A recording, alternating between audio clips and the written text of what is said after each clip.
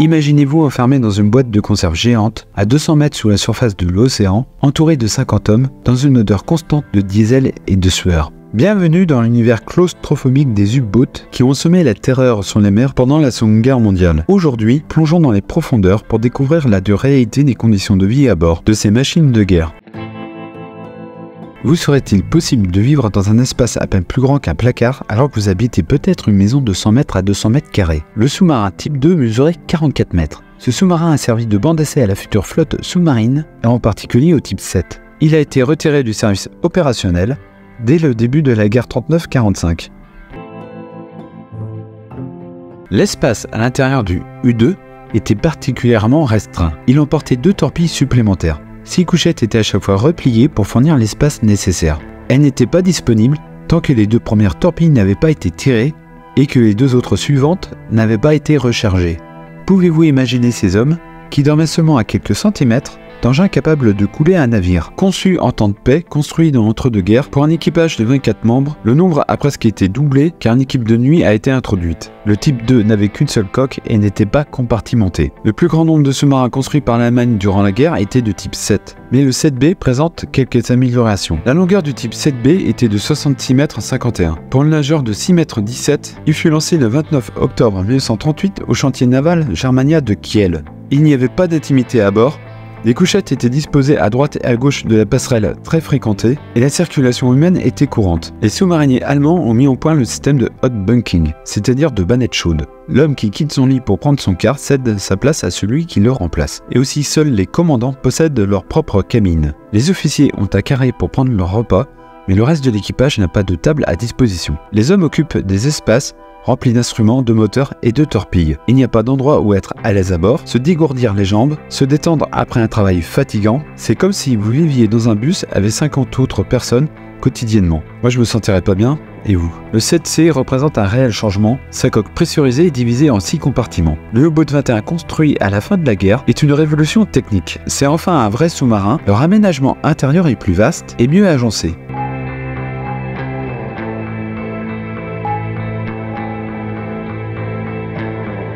Les sous-mariniers étaient des volontaires, seuls 20% étaient jugés aptes à servir dans la U-Boot-Waffen. Dönitz, le patron des U-Boats, veillait à entretenir parmi ses équipages un esprit de corps et de camaraderie, affranchi d'une trop pesante rigueur hiérarchique. Fascinés par le succès des commandants de sous-marins de la belle époque, vantés par la propagande nazie, de jeunes hommes allemands se sont engagés pour être sous-mariniers. Pourquoi y avait-il autant de volontaires dans les sous-marins? Pour vivre dans l'espace confiné des U-Boats, l'équipage devait être soudé et motivé. Un marin affecté contre son gré aurait été rapidement débarqué. Cette cohésion de l'équipage n'empêchait pas des tensions à bord. L'équipage des sous-marins était composé de spécialistes et de marins. Les membres spécialisés, comme les radios, les torpilleurs et les machinistes, étaient chargés de l'exploitation et de la maintenance de l'équipement à bord du sous-marin. D'autres tâches plus générales étaient effectuées par les marins. Le sous-marin fonctionnait avec 3 équipes de 8 heures, une pour dormir, une pour les tâches régulières. L'équipe spécialisée comme les 2 radios avait 3 équipes de 4 heures entre 8 heures et 20 heures et 2 équipes de 6 heures pendant la nuit. Les sous-mariniers ne portaient pas d'uniforme à bord.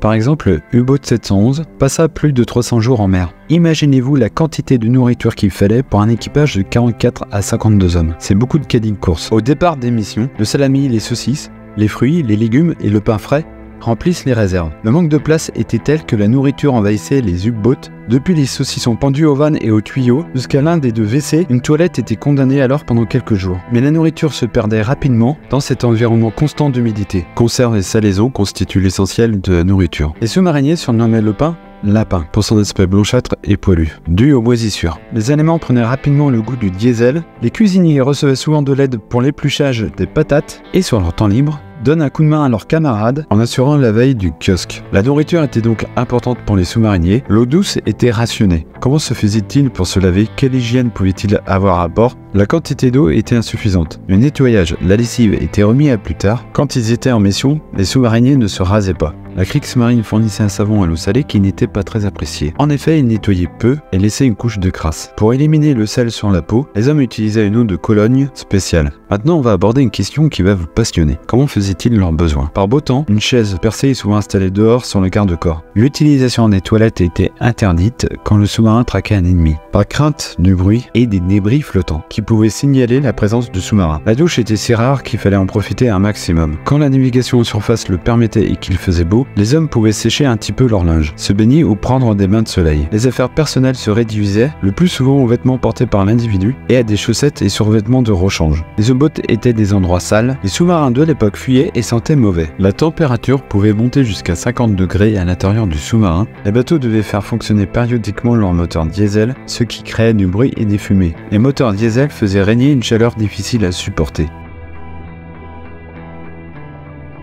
Les ondes du sommeil m'atteignent par moments. Est-ce que je dors? La chaleur ambiante, l'odeur du gasoil.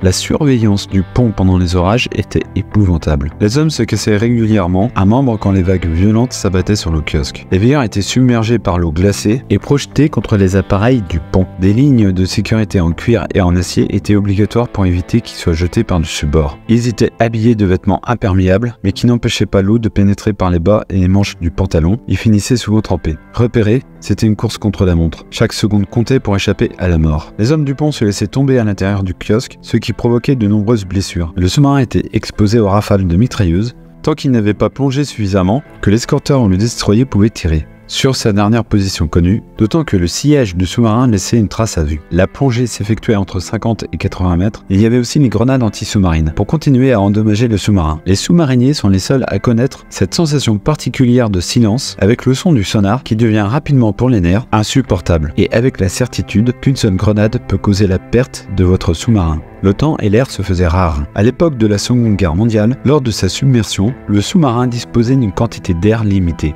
Du fait du stress, du combat et d'être touché, l'équipage consommait plus d'oxygène, d'où la nécessité de réparer au plus vite. Le capitaine appliquait alors une tactique qui avait fait ses preuves durant la Première Guerre mondiale. Couper ses moteurs et faire le mort. Le périscope offrait la vue au sous-marin, mais il le rendait visible, donc vulnérables. Les veilleurs devaient scruter l'horizon, sans pouvoir relâcher leur attention. Il n'y a pas de place pour l'erreur. Les attaques sont menées de préférence de nuit, car les sous-marins allemands de l'époque naviguent plus rapidement en surface qu'en plongée et sont beaucoup moins repérables dans l'obscurité. L'apparition de Schnorchel apporta plus de sécurité. C'était un tube d'acier hissable à l'immersion périscopique, permettant aux sous-marins de faire fonctionner ses moteurs diesel et d'alimenter ces derniers en air sans avoir à refaire surface. Mais vous savez quoi? Ce que redoutaient plus particulièrement les sous-mariniers, c'était le froid. Et sur les mers où naviguent et convoient en direction de l'URSS, la mort par le gel ou la noyade accidentelle pouvait survenir.